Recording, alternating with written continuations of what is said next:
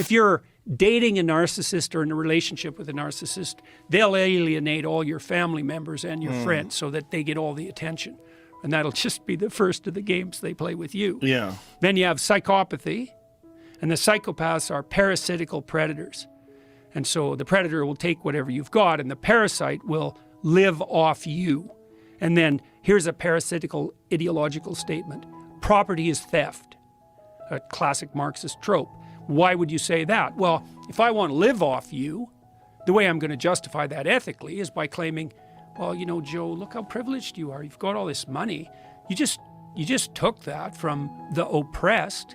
And if I'm manipulating you so that I get some of your money, that's only just because, first of all, it's exactly what you did. And second of all, well, why not spread some of that wealth around? So that's Machiavellianism, narcissism, and psychopathy, dark triad.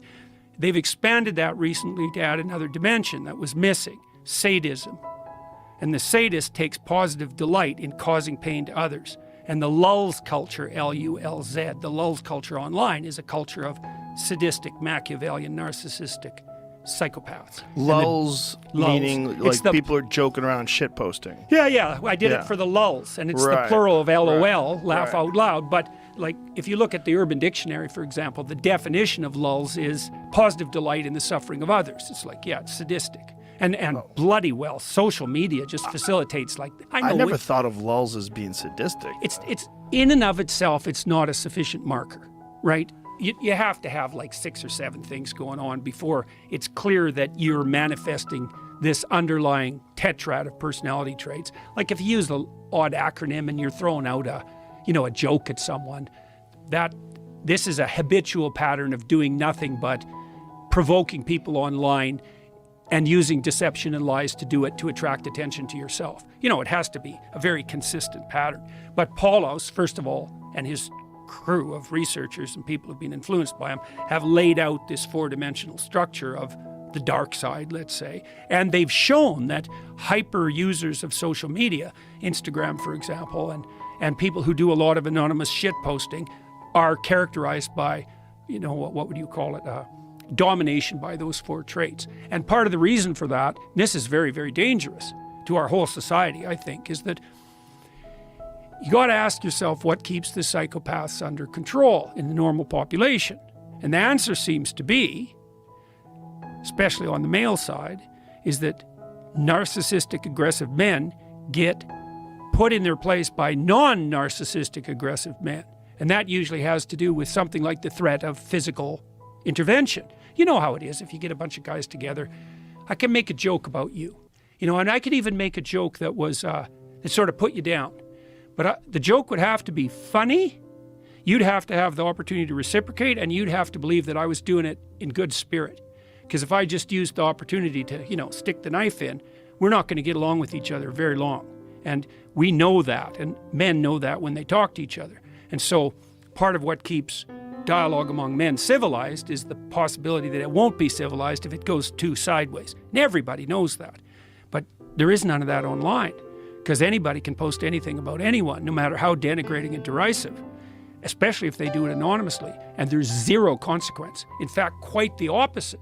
If they're good at it, they get a lot of attention, and the social media companies will monetize it. And so not only is it not inhibited, it's actually facilitated. And this isn't a trivial problem, because if the psychopaths multiply enough, they take the whole society out. So I think virtualization enables psychopathy. And it's worse than just the trolling bit. That's bad enough because it pollutes political dialogue and it makes everyone think that everything is more unstable than it really is. But online criminality is actually a terrible plague. You know, I don't think there's an old person in North America who isn't being targeted by some gang of psychopaths who's, you know, documented all of their interests and their locale and who knows how much money's in their bank account and who's doing everything they possibly can at every second to leverage access to it.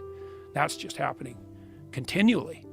So well, that's certainly algorithms, right? For a lot of people that get trapped into these sort of situations where people are constantly throwing at them things that are opportunities for them to either make money or get this or get a avoid refund pain. or Get a refund. You bet. Or they befriend them. You know, they get it in, and some lonely old character who's not functioning cognitively quite like he used to, you know, he gets sucked in by someone pretending to be his friend and offered a great investment opportunity. And it's very, very, very difficult to track this sort of thing online. So you get the real enabling of the criminals, because how the hell, if they're anonymous, how the hell do you keep them, you know, how do you hold them to account?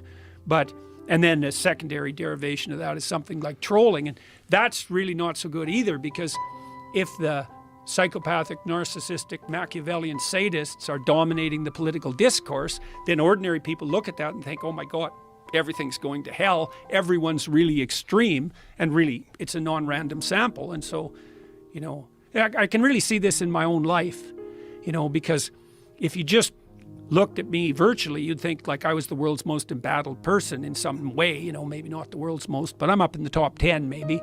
But in my real life, then that, like, I don't have any problems. You know, I go around from town to town or from city to city, and every interaction I have with people on the street is positive. They either don't know me, which is fine, or they do, and then we have a positive interaction. And I've only had like 3 negative interactions with people in real life in the last 6 years. Like, they stand out because they're not fun, but they're extremely rare.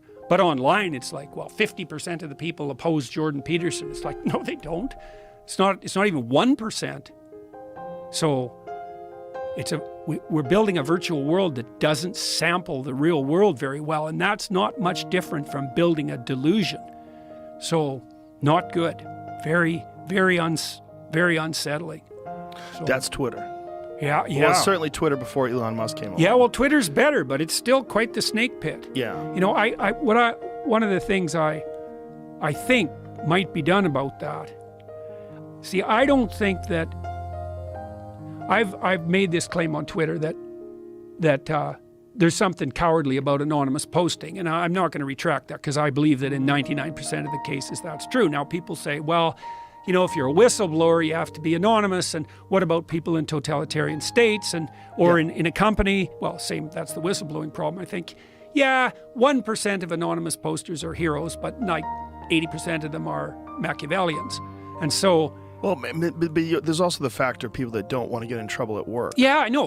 Well, that's kind of the whistleblower problem. But not even whistleblowers. I mean, people that just have opinions that You mean that might get them in trouble with the College of Psychologists in Ontario, for example? Yes. Yeah, I know. And so, well, I think one of the ways of handling that technically, what I'd like to see happen at Twitter, for example, you know, not that I'm in a position to know, because I know it's complicated, is I think the anonymous types should be separated from the real people.